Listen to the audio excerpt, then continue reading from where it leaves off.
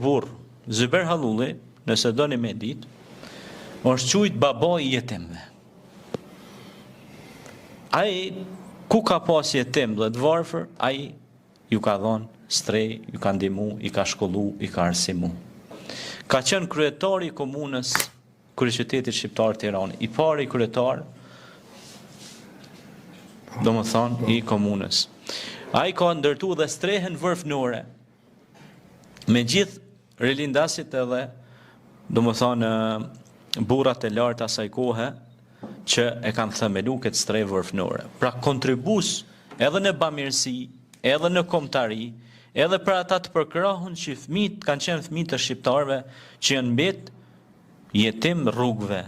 Ai ka ndërtu dhe akoma është ajo shkollë në Tiranë, vazhdon që e din ata që jetojnë atje, vazhdon pra të funksionon edhe të marrë përkrahje që jap edhe bursa studentëve, nxënësve e kështu me radhë. Dhe ky pra ka qenë imam hoxh, shqiptar i madh ka qenë ky.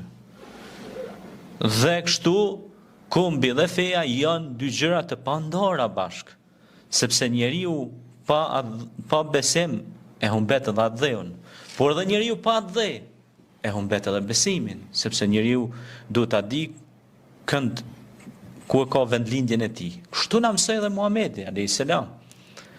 Ai çojti kur e largun nga Mekka vendlindja e tij dhe kur u kthy pej Medinës e mori tokën, dheun falni, e mori dheun e tokës dhe e puthin shenjë respekti, jo adhurimi, por shenjë respekti për vendlindjen e tij, pra donte vendlindjen e tij.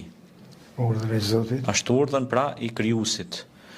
Prandaj ne duhet kemi shumë kujdes mos të flasim pa argumente, sepse bëhemi demagog ose ka hym në kupolen e njerëzve të paditur.